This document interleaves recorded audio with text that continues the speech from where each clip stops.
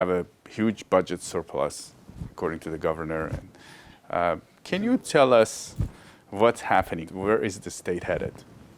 Well, it's headed to oblivion, and people are leaving to go to places that are what once was known as hell, hot Texas or desert Nevada, that have become paradise in their mind. And we took paradise and turned it into hell. So they're leaving. It was very hard to destroy California, given it's got huge amounts of timber, minerals, oil, natural gas. It has, I think, 4 of the top universities rated of the top 25 in the world: Caltech, Stanford, USC, UCLA, UC Berkeley, 4 or 5. So it was very hard to destroy that inheritance, but we did. And how do you quantify that? You can use almost any measurement you want. If you use fuel, we have the highest gasoline prices in the United States, partly because we don't develop our own oil or natural gas, partly because we have blended fuels that give marginal cleaner air but are very expensive, partly because we have the highest gasoline taxes in the world, in the United States, partly because our regulations are such refiners don't want to improve and expand. If you look at homeless people, we have almost half of the nation's homeless people. We have 1/3 of the nation's welfare recipients.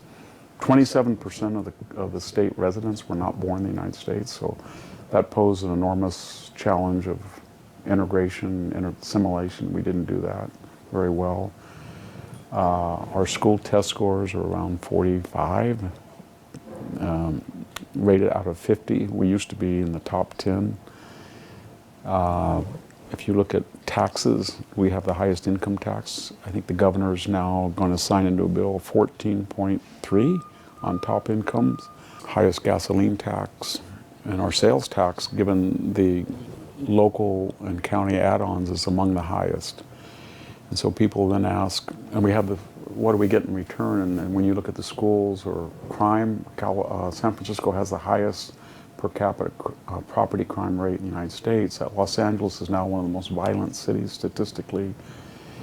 If you look at housing per square foot, these homes that you see out the window run between $1,000 and $1,500 per square foot, about 8 or 9 times the national average.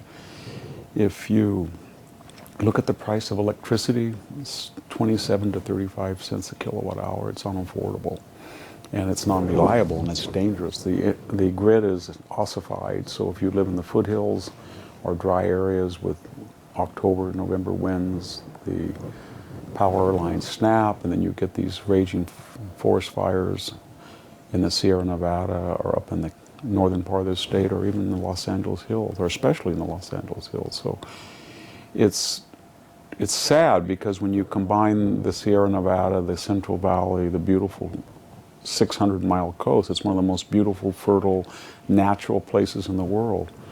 And under bipartisan leadership with Pat Brown and Ronald Reagan, George Deukmejian, Pete Wilson, even Arnold Schwarzenegger, there was a consensus that if you're going to grow, you have to have infrastructure. So you built dams and aqueducts. And at one time, I know this sounds crazy, but the 99 freeway was not the most lethal per mile driven freeway in the United States. It was one of the most modern. So was 101. So was LAX. So was SO. But they just calcified. They were not developed commensurate with population increase. So the operating theory in California is if you don't do anything, they won't come. So if you stagnate the infrastructure where it was in 1970 for 16 million, 17 million people, maybe 21 million, then it won't work for anybody else. And if it won't work for anybody else, they won't come. But they did come. They came from very poor areas of the world, because what the leadership didn't realize is that a stagnant California that was aging and its services, its infrastructure was eroding, still looked like paradise to people in Central America or in Vietnam or in Africa. And so they flocked here, and they needed enormous help. State services, I think Medi-Cal has gone from 7% of the budget up to 30 or 40%. And so it's just, meanwhile, there was a war on the upper middle class, the entrepreneurial class, or the middle class. And they decided that you look at what you pay, look at what you get in terms of protection, security, schooling, infrastructure, freeways, price of gas, price of electricity, and it's not worth the bargain to be in paradise. So they leave. So when we walk outside, if you avoid the San Francisco or some parts of LA, where in LA there's a lot of tents, but in a lot of the areas of the state, things look very normal.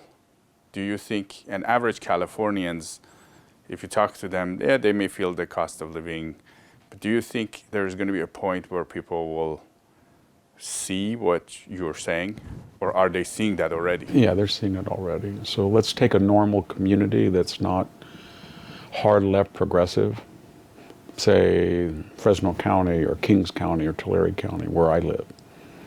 If you go to an average August afternoon, it's about 108, and you will see people going to the local Walmart.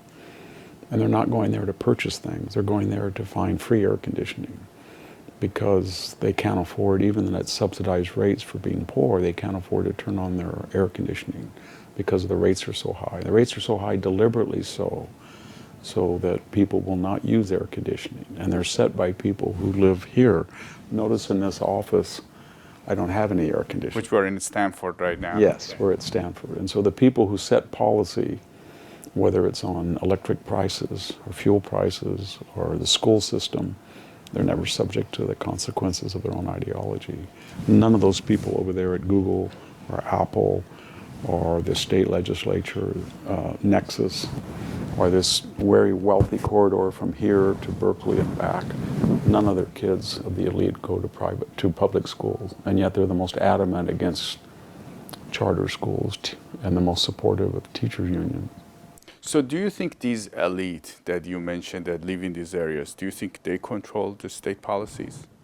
Yes, absolutely, because of the money. What happened in the 21st century, there were particular people in the bi-coastal area, the east and west coast, the one looking at the EU, the other looking at Asia, who had marketable global skills. So they woke up on some magical date and they discovered that their markets were not 300 million people, but 7 billion. Now, what they called the losers, the deplorables or the irredeemables or the chumps, they were the people that had muscular jobs. And if they were in assembly or manufacturing, they were outsourced or offshored. They were called the losers. But this area, whether it's Facebook, Apple, Google, Twitter, or Stanford University, they expanded exponentially all over the world. And $7 trillion of market capitalization comes into this area. It's the greatest concentration of wealth in the history of civilization. And that created among the people who participate in those, and they're monopolies. Google, I think, controls 90% of all searches. Twitter and Apple have the same type of asymmetrical monopolies in their particular fields. The people who control that then control the politics because they fund it. So if Gavin Newsom is going to be recalled, they pour money in. If in 2020 it looks like there's a chance that Joe Biden might lose, according to Molly Ball of Time magazine, Mark Zuckerberg infused $419 million in pre-selected precincts to absorb the work of the registrars. And so that's how they use their money, because the operating principle is that the skills, the insight that made us anointed financially and globally have given us a birthright, so to speak, to dictate to everybody what they should be doing, with the understanding that sometimes it might not work out like we thought, but we're protected by our money and our influence, and they run the state. They're very similar to the old Confederate system in the South, where the plantation class picked and chose their candidates. They were racially obsessed. In this case, it's diversity and this person and that person. And they were nullifiers of federal law. Remember, that's how one of the reasons the Civil War started. These neo-Confederate elites that said, the laws don't apply to us. and they will tell you that the laws don't apply to them. If you have federal immigration law, San Mateo County will just say it doesn't apply in San Mateo County. We're a sanctuary county, unless you bring illegal immigrants and dump them here. That's a different question. So, yeah, the money explains why we have a one-party state. That's not exaggeration. There's not one state Republican office holder. They control, they being the, and it's not the Democratic Party, it's the hard left. They control both the state Senate and the state assembly.